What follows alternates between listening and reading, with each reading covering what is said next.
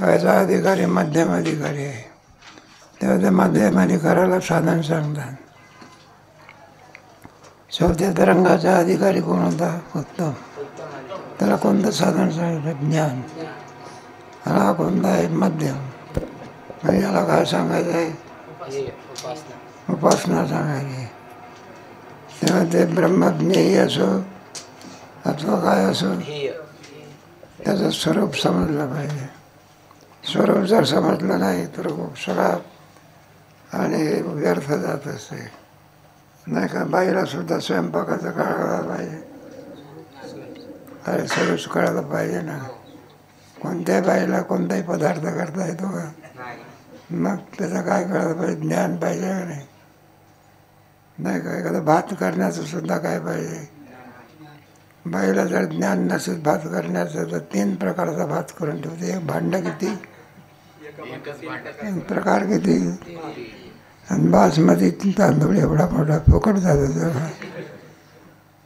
खालचं असते जळगाडीत, मधली वरची कोरडवाडी, आहे का नाही? नाही तर एखादी बाई भात करते मोगऱ्याच्या कळ्या जशा. भाकरीसुद्धा चपात्यासुद्धा करायचं काय पाहिजे? एखादी बाई हुशार असते, 25 जरी आणखी फुलके केले तरी प्रत्येकाचं वजन सारखंच. बाईचा हात म्हणजे तराजू,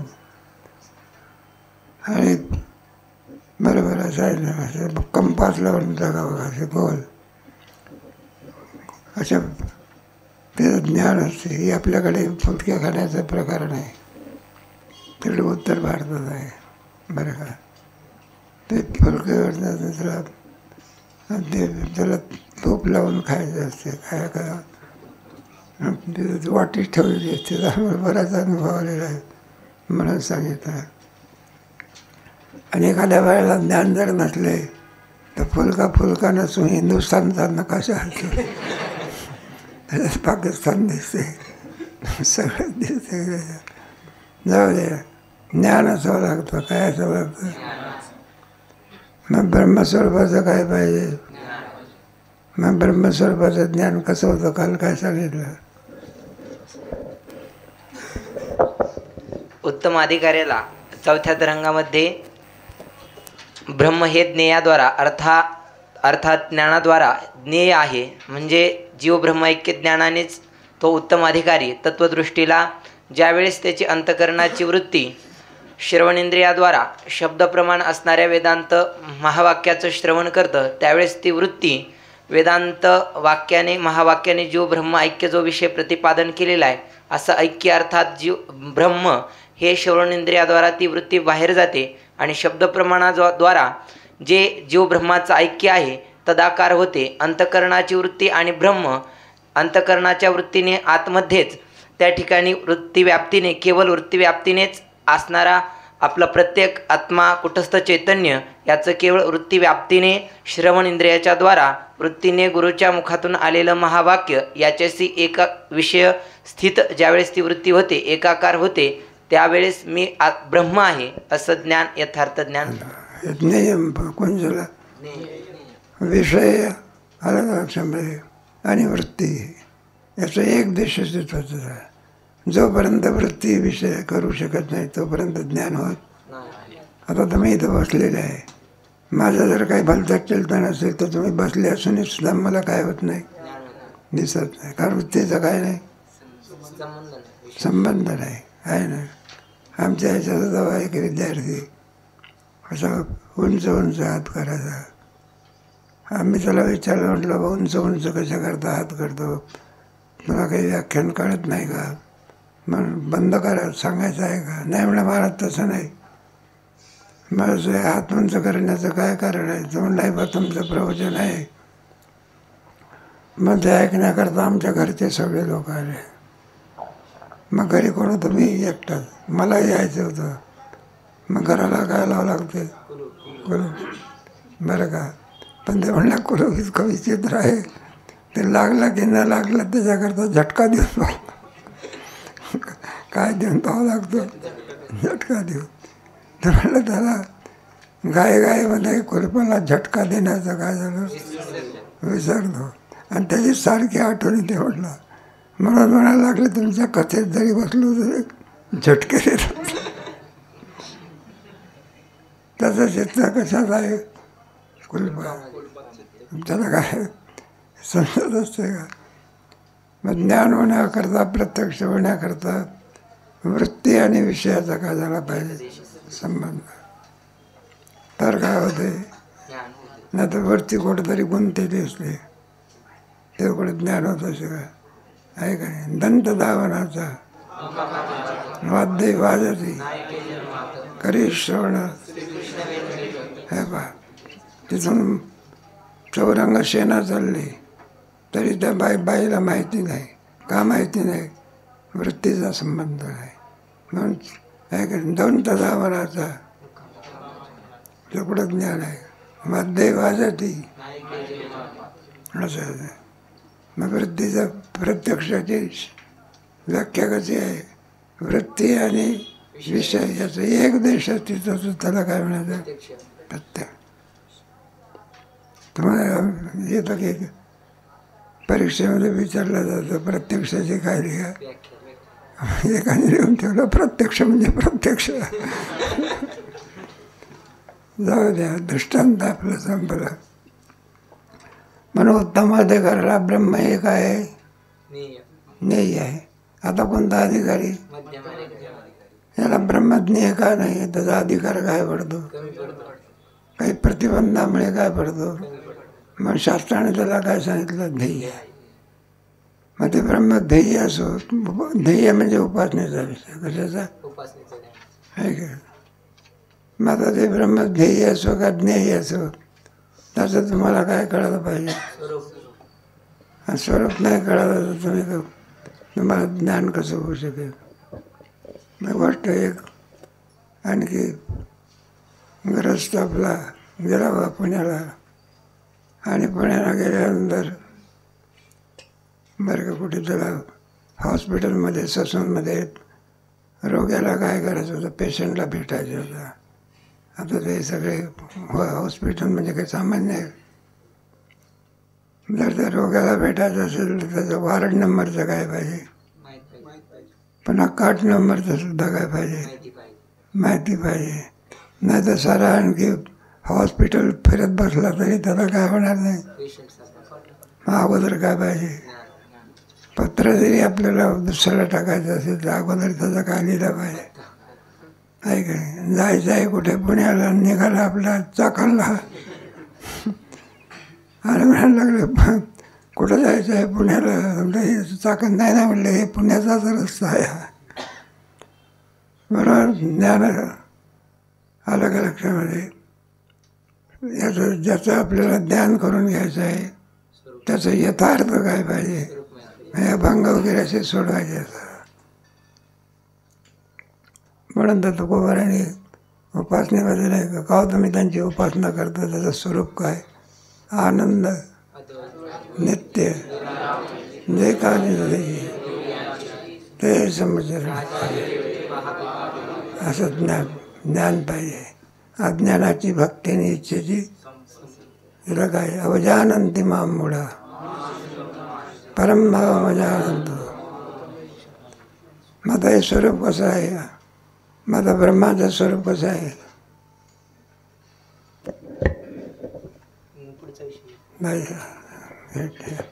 अरे असंग निर्विकार सच्चिदानंद आणि अद्वितीय. असं ब्रह्माचं काय?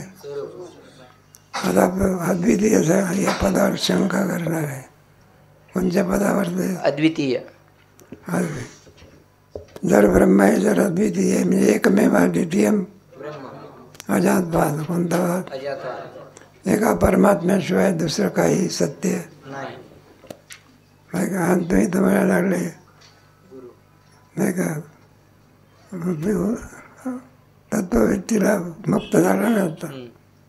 तत्व दृष्टी काय झाला? वेदांत वाक्य गुरुमुखातून आलेले. काय फुकटच मुक्त झाला का झोप्या काढून मुक्त झाला आहे का नाही? का पाठ चुकून मुक्त झाला का? मग काय मुक्त होतं म्हणजे माझं उत्तम पुरुषाला असं आहे ना, ते सद्गुरूच्या द्वारा महावाक्याचा विचार आणि तो उत्तम अधिकाराला फलद्रूप झाल्यामुळे त्याला मुक्त अवस्था काहीतरी प्राप्त झाली. त्याच्यात 3 आले ना. अरे महावाक्य कुठलं आहे? वेद. कोणाच्याकडून मला आहे का नाही? आणि ब्रह्म. मग तो अद्वैत राहिला का? आणि तुम्ही तर सांगितलं ब्रह्म कसं आहे? असंग स्वरूप, निर्विकार, सद्रूप, चिद्रूप. आणि पुढे काय सांगितलं? मग तो अद्वितीय तर कुठे राहिला? भारत मला अद्वितीयाची सिद्धी करायची असेल तर गुरु, वेद, तुमचं ते काही महावाक्य अविद्याकारी आहे. कोणतं कार्य आहे? म्हणजे अद्वैताची काय होईल? मग गुरु काय ठरला? मिथ्या. वेद काय ठरले? मग मिथ्या वेद गुरुकडून सत्य संसाराची निवृत्ती कशी? आणि जर होत असेल तर मृगजळाने काय केली पाहिजे? या शंकेचं काय आहे उत्तर? परीक्षेत द्यायचं सध्या नाही.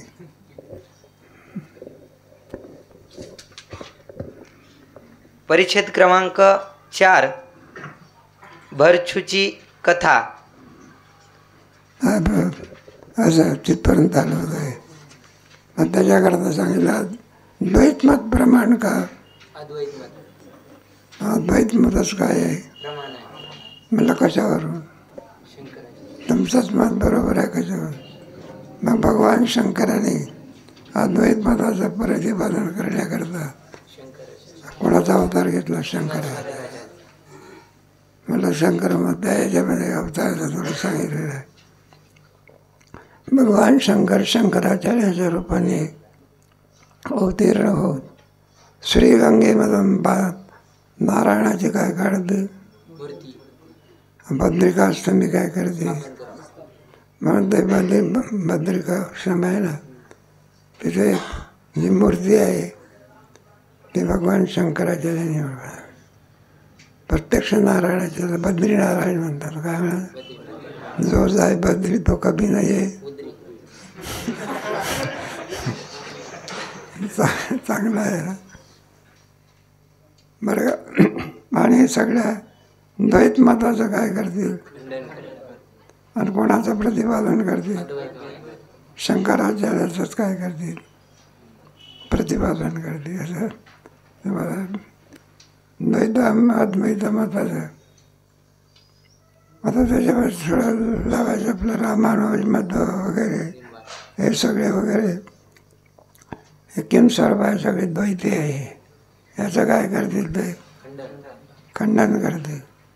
आणि पण आणखी काय अद्वैत मताचं प्रतिपादन कुठे वेदाने सुद्धा कशा केलं आहे? मृत्यूस्य मृत्यूवाप्नोति यदा नाही जो द्वैत मानत असेल मृत्यूस्य मृत्यूवाप्नोति तो कोणत्याच याच्यापासून त्याच्या मृत्यूपासून सुटका होऊ शकत. वेदाला सुद्धा द्वैत मत काय नाही मान्य नाही. योग वशिष्ठ ग्रंथ आहे त्याच्यामध्ये सुद्धा वशिष्ठ ऋषींनी द्वैत मताचं काय केलेलं आहे? खंडन केलं आहे. दृष्टीसृष्टीवाद. पुन्हा खंडन काव्य नावाचा ग्रंथ आहे त्याच्यामध्ये सुद्धा हर्ष मिश्राने द्वैत मताचं काय केलेलं आहे? काय केलं का? आणि कोणत्या मताचं प्रतिपादन केलेलं आहे? मग आता अद्वैत मताचं. मग तो काय करत हा? अद्वैत हा वेद सिद्ध आहे. तेव्हा तो द्वैताचा त्याग करून आणि अद्वैताच्या विषयी काय कर? द्वैताची शंका जरी आली काय आली तरी दुःख पाठीमागे लागते. त्याच्याकरता ती भरतीची गोष्ट आहे. तुम्ही दुसऱ्या पहिल्या तरंगात काय केलं ऐकलेले आहे. पण तर प्रसंग आला तर ते नाराज होईल ना भरजू. एका राजाचा अत्यंत प्रिय असा भरछू नावाचा प्रधान होता. हे पाय कशा करता कथा सांगतात. अरे कशा करता सांगणार हे तर कळलं पाहिजे का नाही.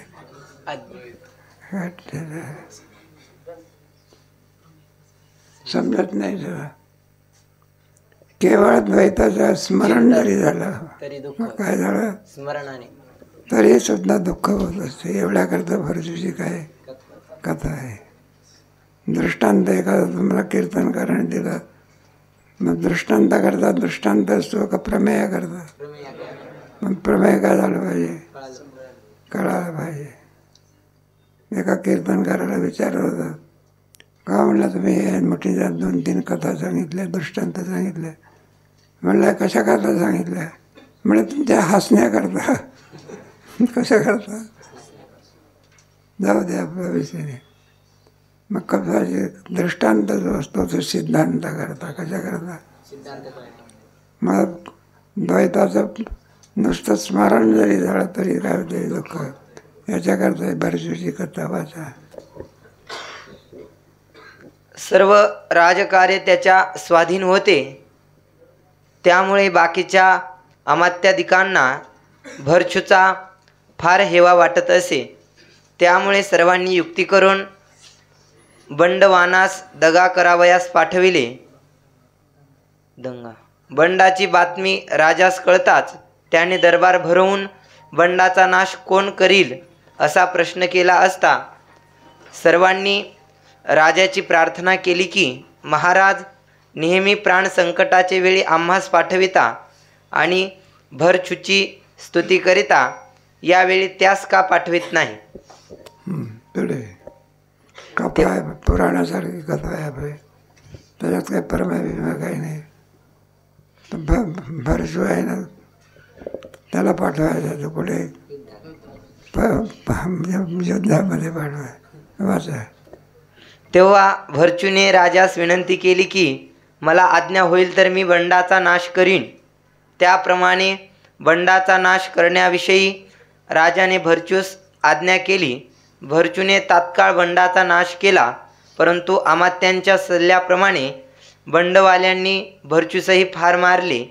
हे इतर अमात्यांचे कपट भरचूच्या लक्षात आले आणि त्यास असे वाटले की, आता मी राजापाशी जावयाचे मनात आणले तर हे दुष्ट माझा प्राणच घेतील. याकरिता या ऐश्वर्याचा परित्याग करून भगवत प्राप्तीकरिता तप करण्यास वनात जाणे चांगले. कारण तो त्यांच्याकडून वाचला ना. तो काय झाला, मला मी त्याने सांगितलं मला सोडून देतो. काय करतो, मारेकराने काय सांगितलं, पण तुला राजाजवळ जायचं नाही. तर म्हणलं वाचतो ना आपण.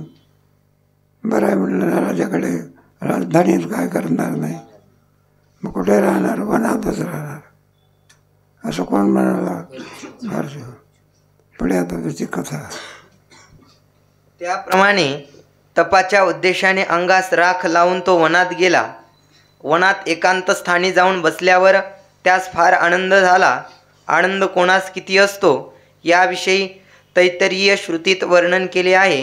मनुष्यास किती आनंद मिळणे शक्य आहे याचे वर्णन करताना श्रुती असे सांगते की, तरुण, रूपवान, विद्वान, निरोगी, सशक्त, स्थिर मनाचा, ज्याचेजवळ पुष्कळ सैन्य आहे, असा सर्व ऐश्वर्याने भरलेल्या पृथ्वीचे पालन करणारा आणि सर्व भोगांनी संपन्न अशा सार्वभौम राजास जो आनंद असतो त्यास मानुषानंद म्हणतात. एकांतामध्ये जो आनंद असतो त्या आनंदाची मीमांसा सांगितली. मग कोणता 13व्या अध्यायामध्ये आहे ना गीतेमध्ये, काय का नाही, आसक्ती अनविसंग प्रद्वार गृह नित्यंच समचितत्व निष्ठानिष्ठ मयीच अनन्य योगेन भक्तिरव्याच्या विचारणे विविक्त देश सेवित. या पदावर आहे विविक्त देश सेवित. पुढे आरती जनसंपत्ती. जनसंपत्तीचा काय करतो, त्याग करतो. आरती म्हणजे त्याग करणे. आणि विविक्त सेवी म्हणजे एकांताचा काय करतो. कोणत्या अध्यात आहे, 13व्या अध्याय ज्ञानाची लक्षणं. आसक्ती आणि विसंग प्रतद्वार गृहादिश नित्यांच्या समचितत्व नित्य मयीच अनन्य योगेन भक्तिरव्य मयीच अनन्य योगेन भक्तिरेव विविक्त देश या श्लोकात आहे का. मयीच अनन्य योगेन भक्तिरेव विचारी विविक्त देश सेवित्वार्थी अध्यात्मज्ञान नित्यत्वम तत्वज्ञानार्थ एकच ज्ञानम अज्ञानम यदोन्यता गोड अध्याय आहे. बरं का. ते म्हणा पुन्हा पुन्हा सांगण्याची काय नाही, गरज नाही. पण असं आहे, पण पुन्हा पुन्हा असते तोच आंबा आपण काय करतो, पुन्हा पुन्हा खातो की नाही. मग त्याच्यापासून भेट येत असतो का, आनंद होतो. मग सगळी गीता ग्रंथ आहे बा. पुढे त्या मानुषानंदापेक्षा 100 पट जास्त आनंद मनुष्य गंधर्वास असतो. एकापेक्षा एक आनंद. एखादा माणूस आनंद कोणाला प्राप्त होत असतो, सर्वांनाच प्राप्त होतो का. रोगी असेल तर, निर्धन असेल तर लोक त्याला विचारत नाही. अशा माणसाला कुठे आनंद असतो का. सर्व गोष्टींनी युक्त असावं लागतं. त्याच्याबद्दल दिलं आहे तुम्हाला तरुण अनिष्ठा वरिष्ठा काहीतरी उपनिषदामध्ये सांगा. आणि मग त्याला जो आनंद असतो त्यापेक्षा 1000 पटीने एकांतात असलेल्या मनुष्याला आनंद असतो. त्याहून शतपट देवगंधर्वास, त्यापेक्षा शतपट पितरास, त्याहून शतपट अजान देवास. 100 पट हे सगळे वरचे झाले. आपल्या कर्मामुळे अनुष्ठानामुळे मिळालेले असते. स्वर्गातल्या इंद्राचा आनंद, कोण्या कुबेराचा आनंद, ब्रह्मदेवाचा आनंद, एकापेक्षा 100 पटीने काय असतो आनंद असतो. पुढे त्यापेक्षा शतपट कर्मदेवास, त्याहून शतपट मुख्य देवास, त्यापेक्षा शतपट इंद्रास, त्याहून शतपट बृहस्पतीस, त्याहून शतपट प्रजापतीस आणि त्यापेक्षा शतपट ब्रह्मदेवास आनंद असतो. शेवटी ब्रह्मदेवाला संपवून टाकलं. या सर्वाच्या पेक्षा किती पटीने काय असतो आनंद असतो. नाही या आनंदाची सांगता गोष्टी असायची ऐकणे आला असे. त्याच्यातले पोरं असतात ना, शाळेत शिकणारे पोरं असतात. मग एखाद्याला काय मेडिकलमध्ये जायचं असलं त्याला स्टँडर्ड पोरगा लागतो. इंग्रजीमध्ये असा पर्सेंटेज असावा लागतो. 100पैकी 10 मार्कवाल्याला दिलं का प्रथा लागतो काय, तर मेरिटमध्ये यावं लागतो. आणि मग तो आणखी मेडिकलमध्ये प्रवेश केला मग त्याला जो आनंद होतो नाही या आनंदाची असा आनंद असतो. मग त्याला आपल्या कर्तव्याचा आनंद असतो. त्याप्रमाणे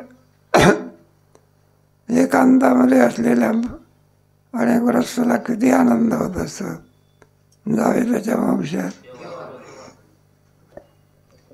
परंतु एवढ्या मोठ्या ब्रह्मदेवाच्या आनंदापेक्षाही जास्त आनंद वासनारहित एकांतवासी पुरुषास असतो. हे बघा, याहीपेक्षा अधिक आनंद कोणाला ज्याला कोणतीच वासना नाही. वासना आली की आनंद काय झाला संपला. अरे एखादा जेव्हा जेवायला आपण गेलो कळून चुकलं त्याला, म्हटलं जिलबीचा बेत आहे कशाचा किंवा आंब्याच्या रसाचा बेत आहे, मग तो जेवायला जात असतो. मग त्या आंब्याच्या रसाचा जर बेत असला, लहान धरून असला तर मोठा घेऊन येतो. कोणता आणतो वाटेला किंवा काय. आणि मग त्याच्यामध्ये आपण पाहतो ना व्यवहारामध्ये, मग त्याला भरपूर मिळाला म्हणजे काय होतो आनंद होतो. मीमांसा त्याप्रमाणे हा एक आनंदच आहे काय. पण वासनेच्या द्वारा होतो. कोणाच्या द्वारा. आणि आपल्याला भरपूर रस खाण्याची इच्छा आहे आणि वाढणाराचा नियम आहे. प्रत्येकाला पळीनेच काय करायचं. आणि याला तर काय, एका ठिकाणी आम्ही गेलो होतो, बाई एक ग्रस्त होता, त्याने उलटा सदरा घातला होता. म्हटलं बाबा तुमचा उलटा सदरा झाला. बाबा म्हणायला लागले, म्हणलं आज का आले. अलीकडे मी देवानावर राहत नसतो. म्हटलं चांगली गोष्ट आहे. पुढे आम्ही जेवायला बसलो. माझ्या शेजारी बसून घेतलं. वाढणं झालं. पुढे काय वाढण्याकरता आला तो. आता पळीने काय वाढला तो वाढायचा तो वाढणारा. मग याच्या पाण्यावरती पळीने काय वाढलं हे म्हणलं जास्त वाढ घे. म्हणजे 1-2 पळ वाढले बघ. पुढे जायला लागलं ते भांडं दिसून घेतलं आणि आपल्या पातावर काय केलं आता पालथं घेऊन जा म्हणाला. मी कशा करता सांगितलं. कोणी भांडं पालथं केलं वासने. तो का म्हणे वासनेच्या आटेन केली तळपटे. वासना रहित अंतःकरण असेल त्याला आनंदाचा. आणि आपल्या ठिकाणी तर वासनेचा बुरुज आहे की काय. जाऊ द्या विषांतर होते वाचा. अशा एकांत वासाचा आनंद भरचू भोगीत असता त्याने तुच्छ वैषयिक दुःखाचे म्हणजे स्त्री धनपुत्रादिकांपासून होणाऱ्या दुःखाचे वर्णन करून त्यांचे ठिकाणी मोहित असलेल्या पुरुषांची फार निंदा केली आहे. एकांतामध्ये किती आनंद असतो जावे त्याच्या वंशात. थोडं तरी एकांत असावा लागला. म्हणजे त्याला काही ना का काय नाही का काय तुम्ही बाकी जे काही हे असतात ना लोक आपण नाही का राजेंद्र बाजीचं काय एकांताचं ठिकाण बसकारे गार होऊन जायचा. जेव्हा एकांत ज्याला अनुकूल आहे कशाला परमार्थाला. परमार्थ करण्याकरता एकांताची काय आहे. पाठ करणाऱ्याला सुद्धा काय आवश्यक आहे. पण मंगल कार्याला कुठे ज्ञानेश्वरी पाठ होत असते का. मग त्याच्यात कुठं गेलं पाहिजे. भांडाऱ्यावर गेलं पाहिजे. भानचंडावर गेलं पाहिजे. तिथं पाहते पोरं बराबर काय करतात पाठ करतात. पुढे विषयापासून होणाऱ्या दुःखाचा अनुभव सर्वांस नित्य आहे म्हणून त्याचे वर्णन या ठिकाणी केलेले नाही. असो भरछू विषयाचा परित्याग करून तपाकरिता एकांतात बसला. हे वर्तमान इतर अमात्यांस समजल्यावर त्यांनी राजास भरचू मेला असे कळविले. हे खोटे वर्तमान राजाने सत्य मानून भरचूचे गादीवर दुसऱ्यास बसविले व त्यास प्रधानाची वस्त्रे दिली. सगळा फसवेगिरी आहे काय. राजाला सांगितलं तो जिवंतच होता. म्हणलं तर मरून काय झालेला आहे. भूत झालेला आहे. नुसतं भूत नाही खात असतं म्हटलं माणसाला. त्याच्यात नाही विचार सांगत नाही. अरे भूत असं ना भूत योनी आहे ना. हे जे आपण मृत्यू करतात ना कोणी जाळून घेतो कोणी काही हे काय करतो हे कोणत्या योनीत जातात. खेचराची अमरण आणि भूत योनीसुद्धा आहे. आणि भूत मग भागवत तरी कशा करताय. आता धुंदुली काय कोणत्या योनी गेला होता भूताच्या. आणि तो भावाला म्हणायचा मला मुक्त कर. मला काय कर कारण भाऊ आहे गोकर्णाला म्हणायचा कोणाला. आता मुक्त करायचं म्हणजे आता काय कसं काय करायचं म्हणून त्याच्याकरता भागवताची कथा आहे. बरोबर मग एक स्कंद झाला की त्या याच्यामध्ये येऊन बसतो वेळूमध्ये. एक कंद झाला की एक कांड फुटते. आणि अशा रीतीने भागवताच्या श्रवणापासून भूतयोगनीपासून मुक्त झाला कोण धुंदुली. ते तुम्हाला जास्त माहिती आहे. भागवत सांगणारी मंडळी आहे ना. नाही काही वाईट नाही. भागवत सांगणं म्हणजे काही गुन्हा आहे असं कोणी सांगितलं आहे. भागवत आणि रामायण अवश्य सांगितलं पाहिजे. काय सांगितलं काय केलं बघ पवित्र होत असतो. अरे वाणी काय होते आणि आनंद आहे. बरं आपल्यालाही आनंद आहे. दुसऱ्याला साखर कोणी जरी खाल्ली तरी कशी लागते. तसं रामायण भागवत ऐकलं कोणाला काय उठून जा वाटते का. तर का विचार साखराचा पाठ आहे का. विचार साखराचा पाठ हे पोरं चांगली आहे. तुमची बॅच चांगली आहे. गेल्या वर्षीच्या बॅचमध्ये पाहिजे ना आम्ही पाठ सांगायचं आणि ते इकडे पाहिजे. आणि तुम्ही लक्षपूर्वक ऐकता, चांगली गोष्ट आहे. त्या नवीन प्रधानास भरचू तपस्वी झाल्याचे माहीत होतेच, म्हणून त्यास अशी चिंता उत्पन्न झाली की भरचू जिवंत असून तो तपस्वी झाला आहे हे राजास कळेल किंवा राजा त्यास जर समक्ष पाहिल तर आपण लबाड ठरून राजदंडास पात्र होऊ. याकरिता त्याने राजास भरचूभूत होऊन सर्वांगास राख लावून जो कोणी भेटेल त्यास तो मारतो असे सांगितले. खरं सांगितलं का सगळं? खोटं काय केलं? तर भरचू काय झालेला आहे? मेला. मरून काय झाला? नुसतं भूत झालं का खात असतं माणसाला? हे कोणाच्या डोक्यात भरवलं? राजाच्या. पहिले राजा कुठं गेला? वनात. त्याला कोण दिसलं? दिसलं का नाही भरचू? पण त्याला लोकांनी सांगितलेलं आहे ना. काय सांगितलेलं आहे? मग तो राजा त्याच्याजवळ जातो का घाबरून पडतो? जवळ जातो का? आता त्याला सुख होते का दुःख? कशामुळे? द्वैतामुळे. मग द्वैत दुःखाला काय कारण होतं हे सांगायचं आहे. भरचू करता भरचूची गोष्ट सांगायची आहे का? मग कशा करता? द्वैत हे काय होतं? भरचू दिसूनही सुद्धा राजाला आनंद होत, द्वैतामध्ये आनंद नाही हे सांगायचं. पुढे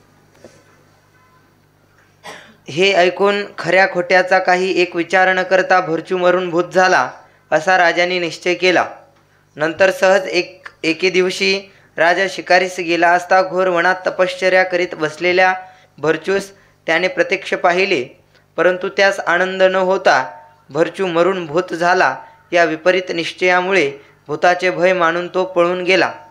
त्याप्रमाणे द्वैतवाद्याच्या वचनावर जे विश्वास धरतील त्यास अद्वैत ब्रह्मज्ञान झाले तरी ते टिकणार नाही.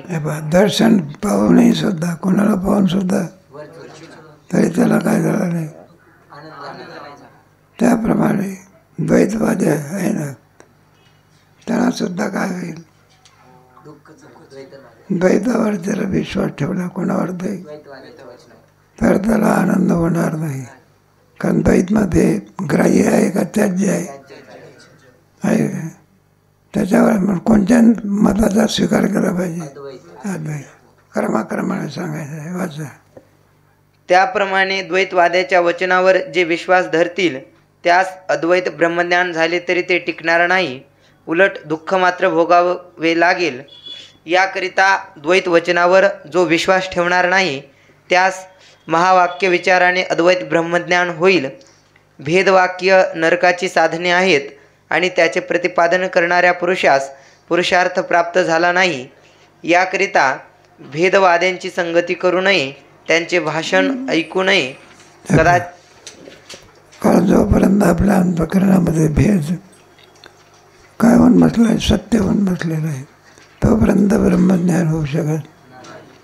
हे मुंगी असते ना, ती मुंगी साखरेच्या खड्यावरून जात असते ती. आणि साखर कोणाला प्रिय आहे? त्या योनीमध्ये मुंगीला प्रिय आहे बघा. तुम्ही बघा कुठून जमते कोणाच माहिती आहे. असं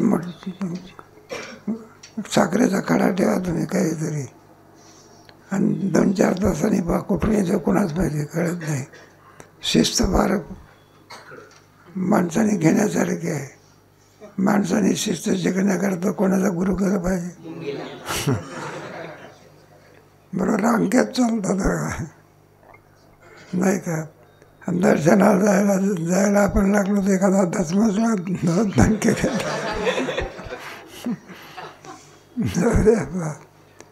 मग ते मुंगी बघा, त्या मुंगीच्या तोंडामध्ये मिठाचा खडा होता. कशाचा?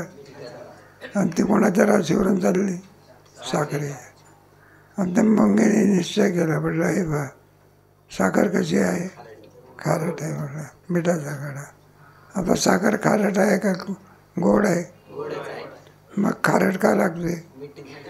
तोंडामध्ये कशाचं? म्हणून काय वाटते? तसा जोपर्यंत आपली द्वैताचा निश्चय आहे. कशाचा? तोपर्यंत साक्षात्कार होऊ शकत. ऐकण्याचा प्रसंग आलाच तर ते निंद्य म्हणून त्याचा त्याग करावा. धूर्त अमात्यांच्या वचनावर विचार न करता ती वचने सत्य मानल्यामुळे ज्या भरचूस पाहिल्याबरोबर राजास अतिशय आल्हाद होत असे, त्याच भरचूस पाहून राजास दुःख झाले. कारण त्याने विश्वास ठेवला ना, तो मरून काय झालेला आहे. अनुभूत माणसाला काय करत होतो.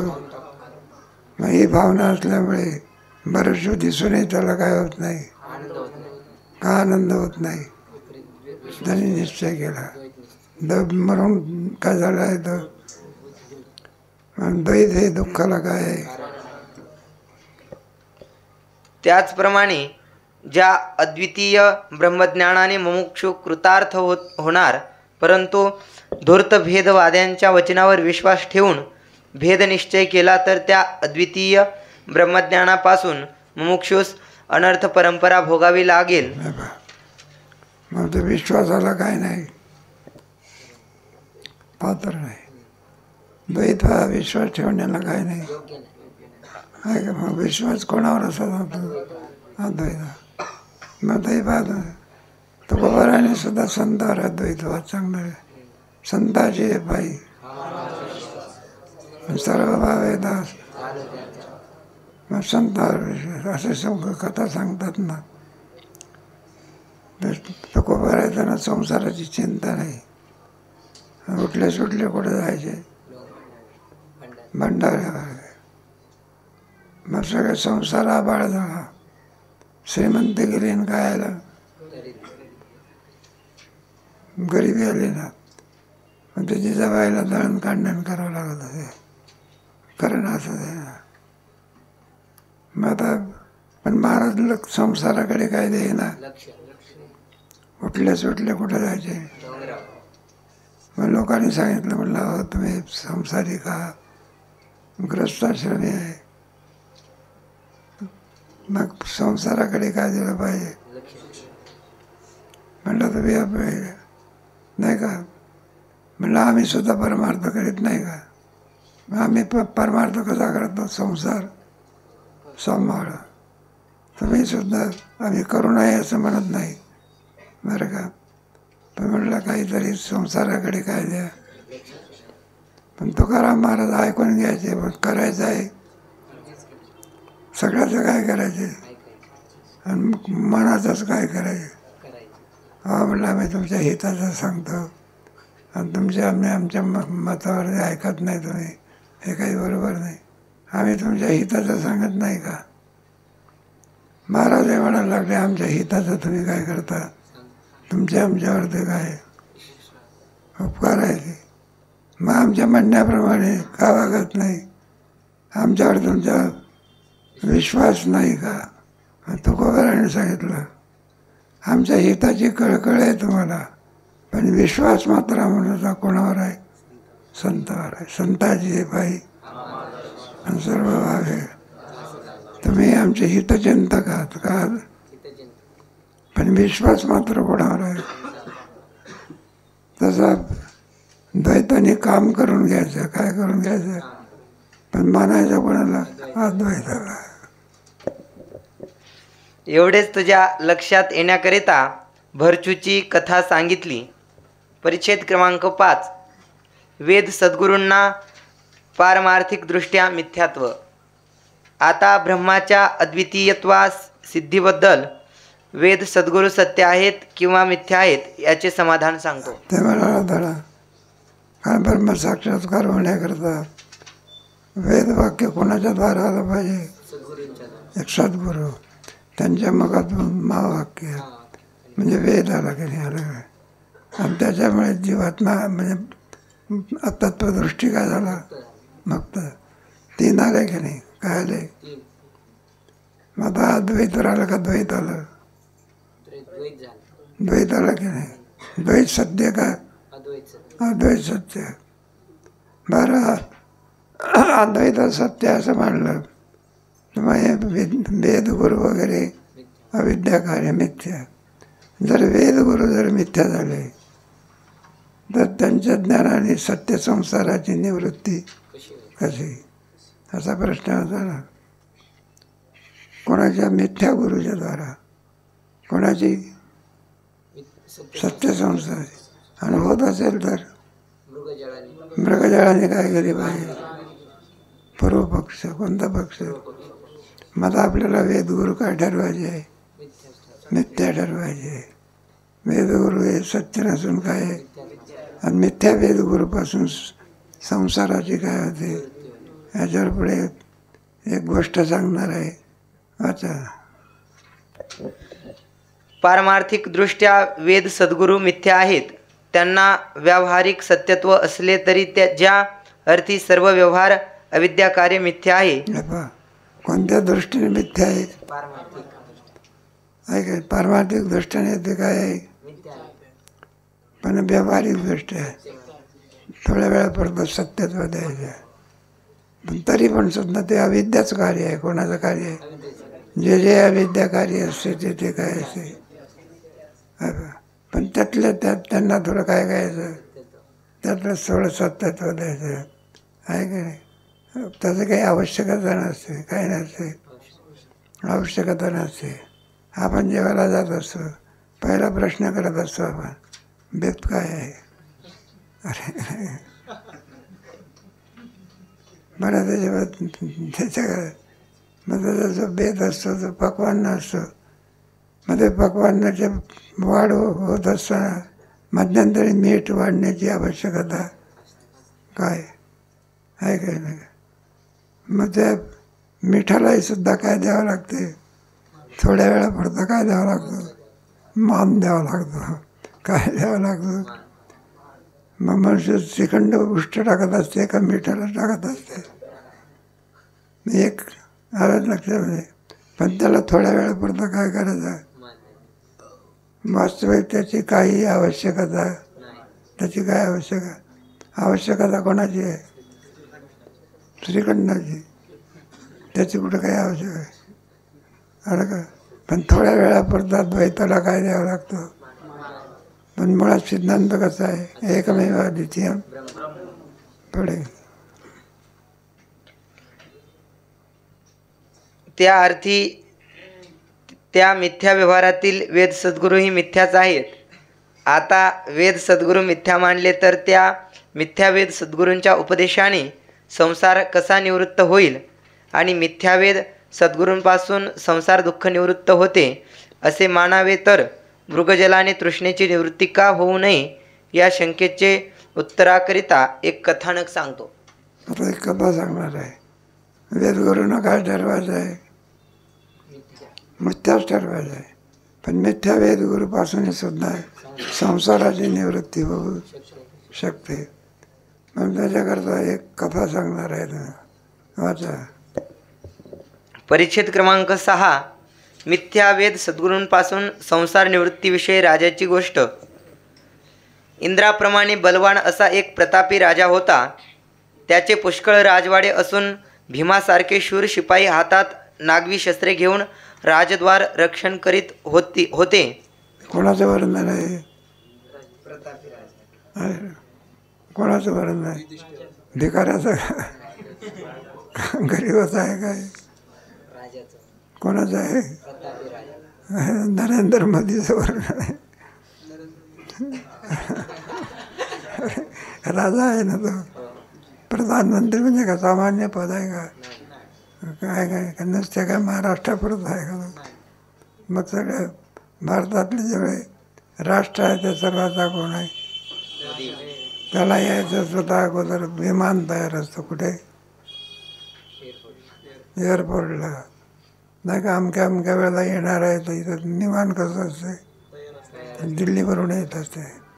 आणि पुन्हा आणखी कुठे आपलं जायचं आहे, आमच्या कदम माऊलीच्या सप्ताहात जायचं आहे. हेलिकॉप्टर तयार असते. काय असते, आपल्याला पाहायला मिळेल. जाऊ द्या. हे वैभव कोणाचा आहे, राजाचा आहे. जाऊ दे, पुढचं जास्त विचारसागराचा भाड आहे. पुढे वाचा. ज्या ठिकाणी चिलटाचाही प्रवेश होणार नाही अशा बंदोबस्ताच्या उंच महालात पुष्पशय्येच्या पलंगावर राजा निजला असता त्यास स्वप्न पडले की आपण घोर अरण्यात आहोत. कोणत्या घोर अरण्यात खडकार निजला होता कुठे? स्वप्नात काय पाहतो? अरण्यात. आता काय स्वप्न पडेल काही सांगता येत. त्या स्वप्नात काय काय बघायला लागला तर बघा, वाचा. कोल्ह्याने आपला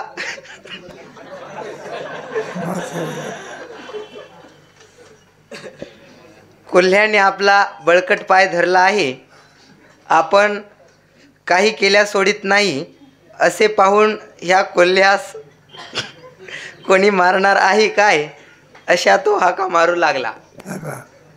काय स्वप्न पडलं? कोल्ह्याने पाय धरला. कल्याणी नाही, कोल्ह्याने.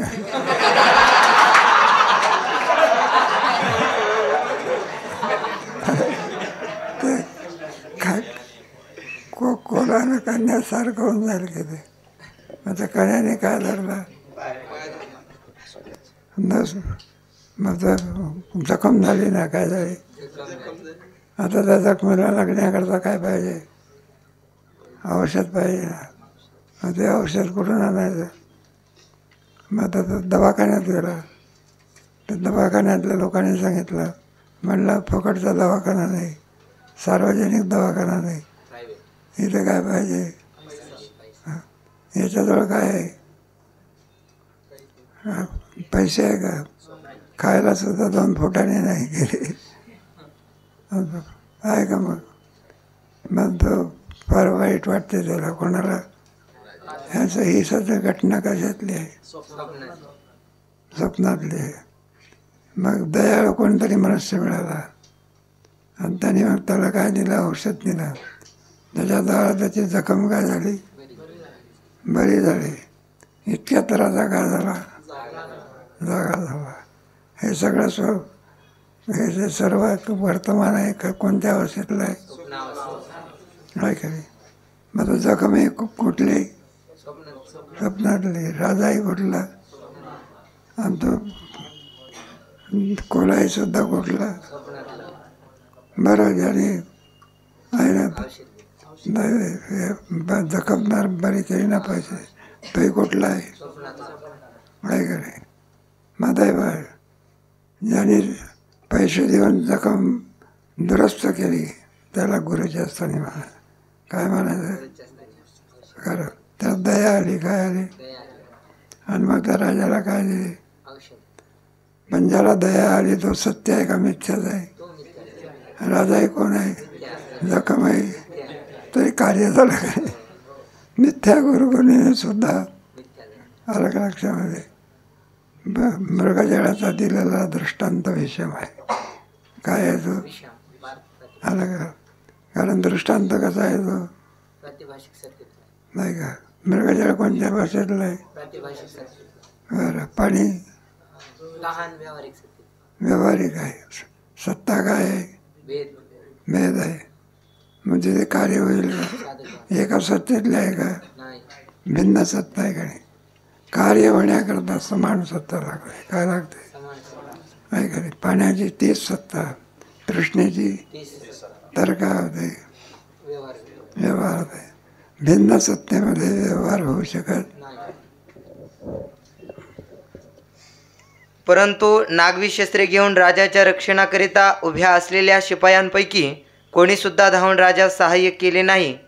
मग राजानेच कोल्ह्यास काठी मारली तेव्हा कोल्हा मेला व पायातून त्याचे दातही निघाले.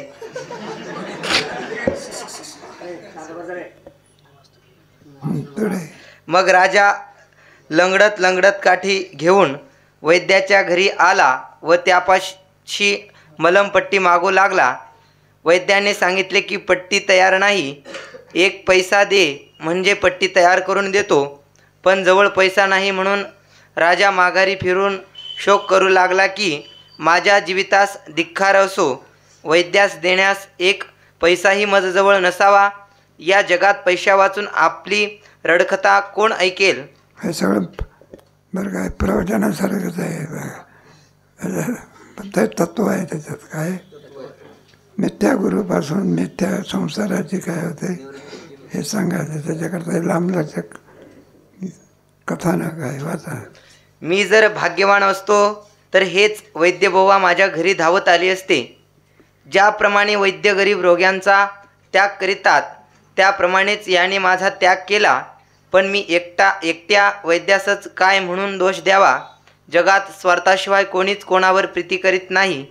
आई, बाप, बंधू, मुलगा ही सर्व एकमेकावर स्वार्थाकरिताच प्रीती करीतात. स्वार्थ नसला तर कोणी कोणास डुंकूनसुद्धा पाहत नाही. काय चमत्कार सांगावा ज्याचा घटकाभर वियोग सहन होत नाही, झाला तर अतिदुःख होते. असा कोणी प्रिय बहुत दिवसांनी भेटला तर त्यास आलिंगन देण्याकरिता धावतात. त्यासच पुढे दुर्दैवाने गलित कुष्ठ होऊन बोटे झडली आणि तोंड विद्रूप झाले तर हा पापी अजून का मरत नाही म्हणून त्याचे मरणाबद्दल तेच नवस करण्यास तयार होतात. पुराणासारखंच आहे बरं. पुराणासारखंच आहे म्हटलं. ह्याच्यात एकच सांगायचं आहे, मिथ्या गुरुपासून मिथ्या संसाराची काय होते समान सत्ता. कोणती सत्ता? आणि मृगजळाची तृष्णेची कोणती सत्ता आहे? समान सत्तेमध्ये काय होतं, विषम सत्तेमध्ये काय होत नाही. पुढे ज्या स्त्रीला पती फार प्रिय असतो व त्यास नेहमी आलिंगन देऊन बसावेसे वाटते, तीच स्त्री नाकास पदर लावून त्याच्या अंगावरचा वारा चुकविते. ज्या आईबापांनी त्यास अंगा खांद्यावर खेळविले, जे बंधू प्रीतीने आलिंगन देत होते, तेच त्याच्याशी पडद्याच्या आडून व्यवहार करतात. असा विचार केला तर सर्व जगत स्वार्थी आहे. स्वार्थावाचून कोणी कोणास विचारित नाही. दरिद्री मी कर्मामुळे ईश्वराने मजजवळ कोणाचा स्वार्थ पूर्ण होईल अशी स्थिती ठेवली नाही.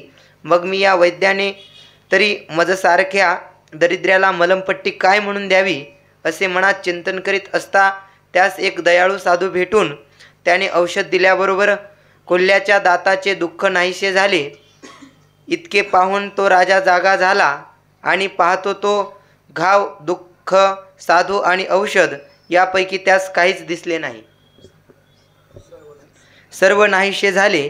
हे शिष्य, या दृष्टांतावरून हे समज की जेव्हा राजा खोटे दुःख भोगीत होता तेव्हा त्याचेजवळ सत्यद्रव्याची भांडारे, शेकडो राजवैद्य, हजारो शस्त्रधारी योद्धे होते, परंतु त्या सत्यसामुग्रीपैकी कोणाचाही उपयोग झाला नाही. कारण काय आहे, हे जे आहे ना, म्हणजे वैद्यन वगैरे जागृतीतले आहे.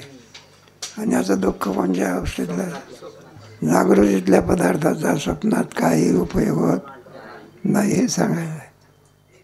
जागृतीमध्ये राजा आहे तो काय, सगळे वैद्य सगळे हात जोडून काय करतात, उभे असतात. पण आता हे सगळं नाटक कोणत्या सत्तेतलं आहे.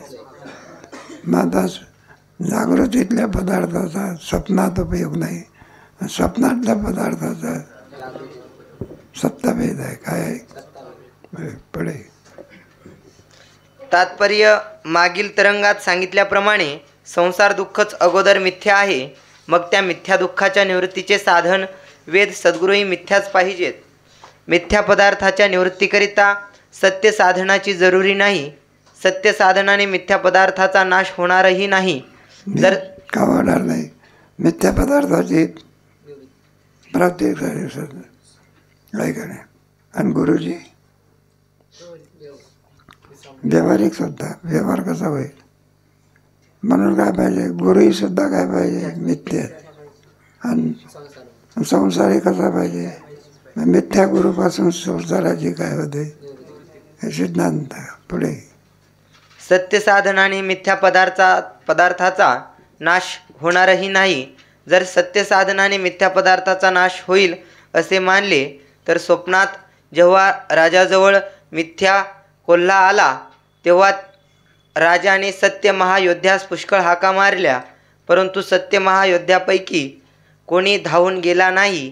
मग राजाने मिथ्या दंडानेच त्या कोल्ह्याचा नाश केला आणि राज्याच्या पायास मिथ्या क्षत झाले, तेव्हा कोणत्याही सत्यवैद्याचा उपयोग झाला नाही. राजाजवळ वैद्यास देण्यास एक पैसाही नव्हता. तेव्हा उषाशी सत्यद्रव्याची भांडारे होती, परंतु त्यापैकी एक पैशाचाही उपयोग झाला नाही.